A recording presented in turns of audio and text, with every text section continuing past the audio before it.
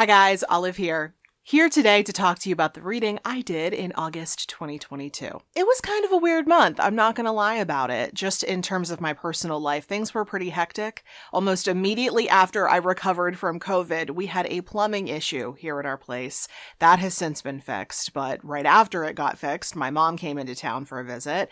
I've had lots of other work to do, and I've been practically living at the gym, so reading wasn't always my first priority during the month. That being said, I still did read a decent amount during the month of August. It's just that my reading didn't go entirely to plan.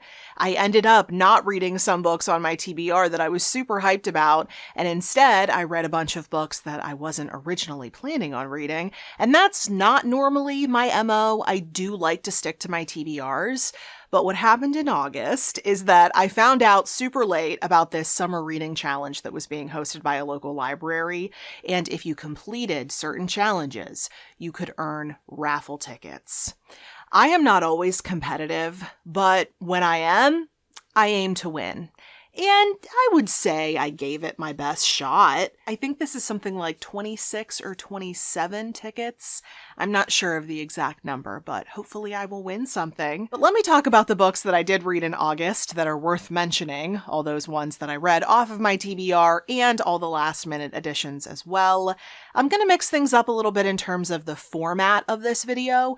I have been starting with fiction and then I've been moving into nonfiction, but I'm going to bounce back and forth between fiction and nonfiction in this video. It was that kind of a month, but also I read a lot of books during the month of August that completely accidentally felt like they were in conversation with one another, and I'm dying to talk about them. In fact, let's start off by discussing one of those pairings, because in August, I finally read Malibu Rising by Taylor Jenkins Reid, one of her novels of California. In this book, we get to meet the four Riva siblings, the four children of the famous rock star Mick Riva, who was one of the 7 husbands of Evelyn Hugo. All of these books are within the same universe. But in Malibu Rising, we mainly focus on the eldest sibling, Nina. Her husband has just very recently left her for tennis star Carrie Soto, and her house is once again about to be the venue for the annual raucous party that she always hosts, and we're told ahead of time that this party is going to go down in flames. From the reviews I've seen on Goodreads, it seems like opinions are mixed on this one, but I personally really enjoyed it, and my best friend from college who I was reading this with, she seemed to as well. I loved all the growth that we got to see from all the characters, or I should say all the siblings at least, maybe less so with Mick Riva, but especially Nina. I liked seeing her slowly come to the realization that she needed to start living for herself rather than for everyone else around her. I read Malibu Rising so quickly. My best friend had confirmed with me a little bit ahead of our buddy read that we would read it over the course of a week, and I promised her that I would not blow through the book in 2 days. And I lied to her. I did read the book in 2 days. I was just really enjoying it, and that was also around the time that we were dealing with the plumbing issue. So I just enjoyed putting my attention somewhere other than the chaos that was going on inside of our household at the time. But also in Malibu Rising, I really loved the relationship that the 4 siblings had with surfing. It was such a respite for them. It was so distinctly of California. And that fact made it an unexpectedly perfect book to pair with a graphic memoir that I read a little bit later on during the month. It was called In Waves by A.J. Dungo. I would say this book is part grief memoir, but it's also part short history of a couple of surfing legends.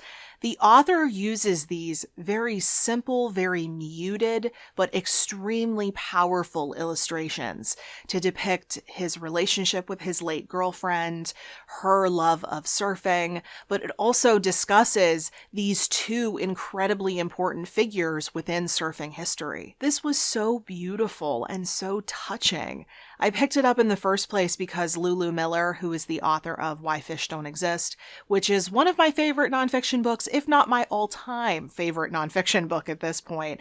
She recommended In Waves over on Twitter, and that was enough to get me to pick it up. And I am so glad I did, because it was perfection. If you like graphic memoirs, if you're looking for a place to get into graphic memoirs, I would now like to echo her recommendation because it was simply gorgeous. And I am so glad I read it during the same month that I read Malibu Rising. But since I just spoke about one of the buddy reads I did during the month of August, let me now talk about the other one that I did. I read The Blues Walked In by Kathleen George with the wonderful Denise over at La Rosa Reads. This is ostensibly a work of historical fiction all about the blues singer and film star Lena Horne, but then there are also side characters in this book. There are two main side characters, both of whom live in Pittsburgh, and they both take up an inordinate amount of the narrative space, especially after a mystery is randomly introduced way into this book. Denise and I both ended up having so many problems with this book. The dialogue was really stiff. It felt so unnatural. Lena Horne, as a character in this book, had barely any personality, when, as a real person, she had truckloads of personality. She was fiery. She was spirited. She stood up for what she believed in. And here she falls extremely flat. The side characters, I don't understand why they were included. I don't know what their purpose was. I could not have cared any less about them. This was just not good. There were a couple of moments maybe that I enjoyed, including one scene with Billie Holiday.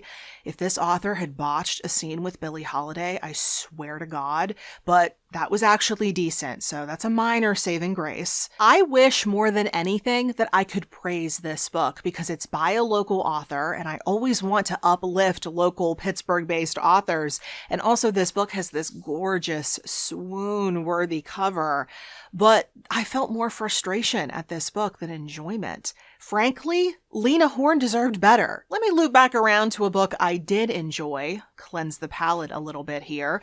This is another one of those books that I decided to pick up last minute, and I didn't pick this one up because of that summer reading challenge. I actually decided to get my hands on this one because of everything I was hearing about it. I read I'm Glad My Mom Died by the former Nickelodeon star Jeanette McCurdy. This is a memoir in which she discusses the abusive relationship that she had with her late mother and how she was forced into child stardom by her late mother. It was a riveting, extremely self-aware account, and I found it to be so much more than what the articles in the media currently are portraying it as.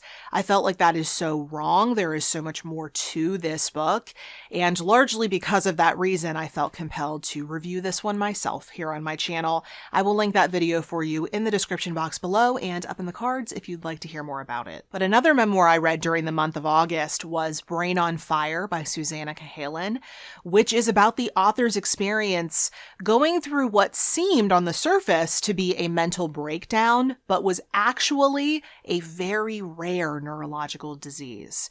In order to write this book, the author had to piece together a lot of the details of this time in her life because she doesn't have memories of a lot of it, and what she does remember, she can't fully trust. It is a gripping book. I can see how it got so popular, though I do have to mention that, understandably, the book can sometimes feel a little bit detached because Cahalan had to base some of it off of her medical records or interviews with family and friends, people who were going through this with her, because her memory can't be fully relied upon.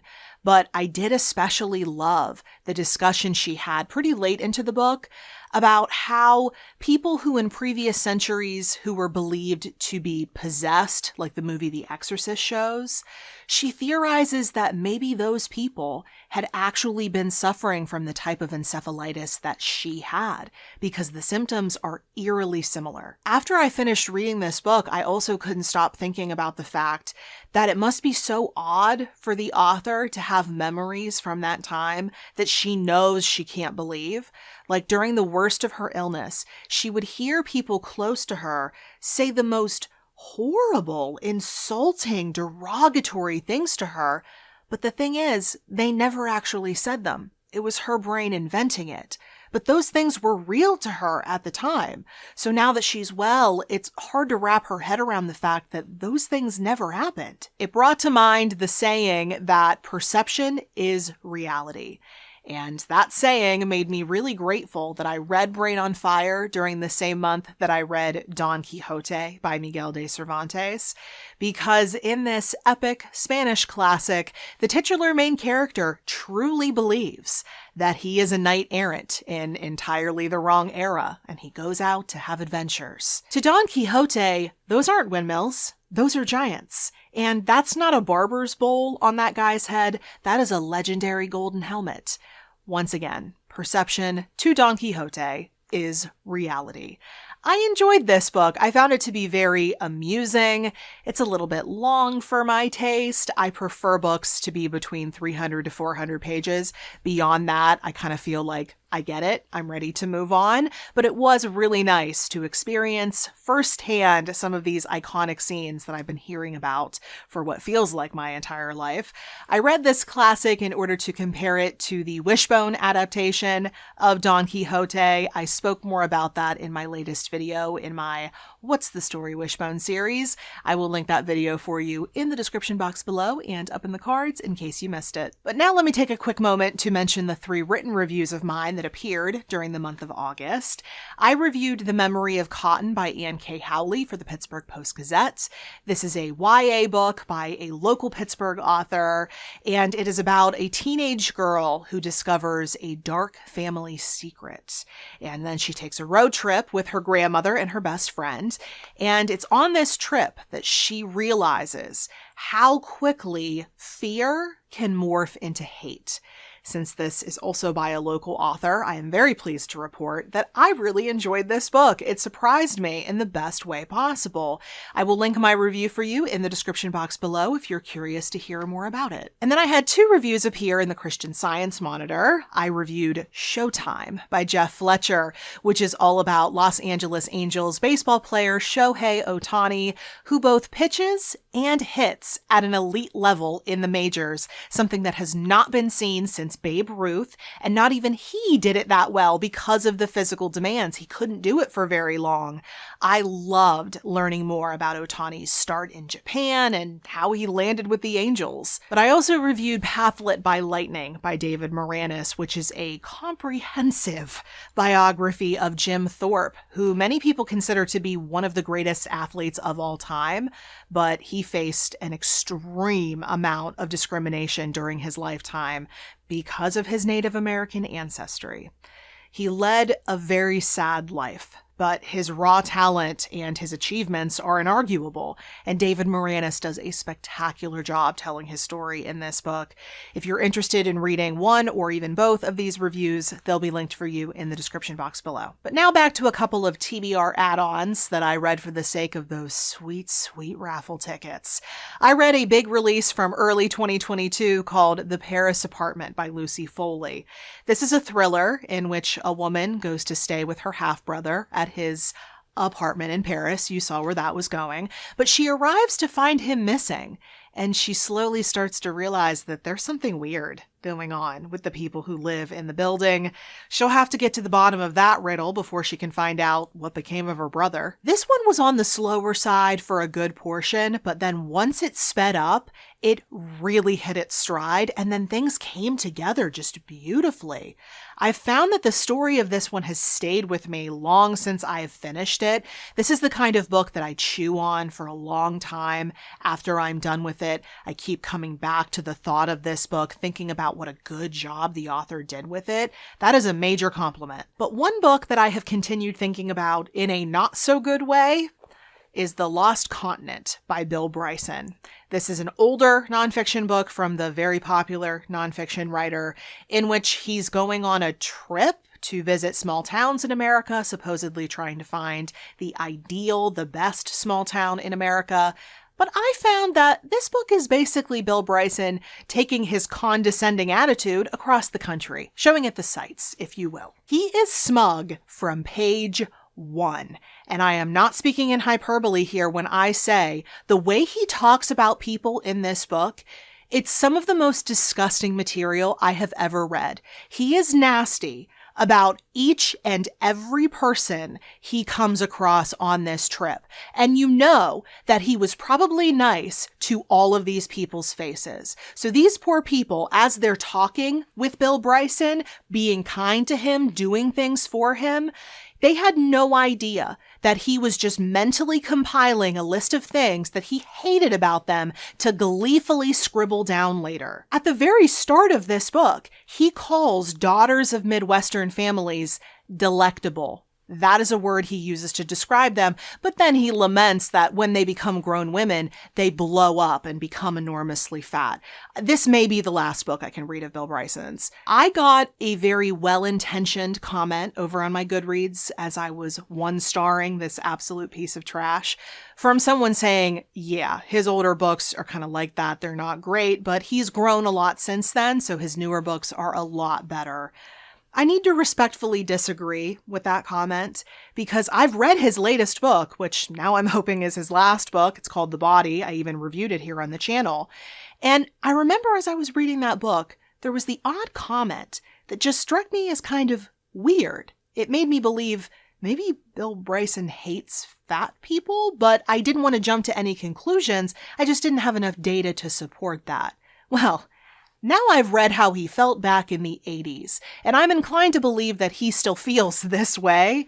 It's just that now he's a little bit better at hiding it. I don't know why this book was published. I don't know how it was ever reissued. This is one of the reissued versions. I cannot remember a time that I have ever been angrier at a book or at an author. I cannot wait to get rid of this, and I think I'm just going to go ahead and get rid of all the other books of his that I own while I'm at it. Well, since you just got to see me furious, I guess I should now talk about A Furious Sky by Eric J. Dolan.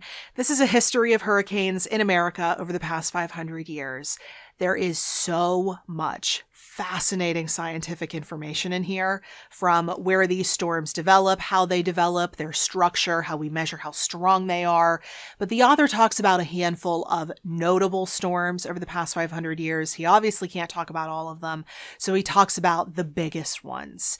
And what I think is so special about this book is that he really humanizes the accounts. It's not just a list of storms and how much damage they did in a monetary sense. You get to hear from people who lived through some of these storms. You get a real sense of the havoc that these storms wreak on communities and habitats. You get a sense of what it's like to go through one, which is fascinating, but also terrifying. If you are interested in these storms, do not miss this one. I'm going to close out this wrap up with one final duo. In the month of August, I read 2 books on whales, The Whale by Philip Hoare and Soundings by Doreen Cunningham. The Whale was so different than what I was expecting. I really thought this was going to be a natural history of a variety of species of whales. I feel like that's what the cover of this book implies.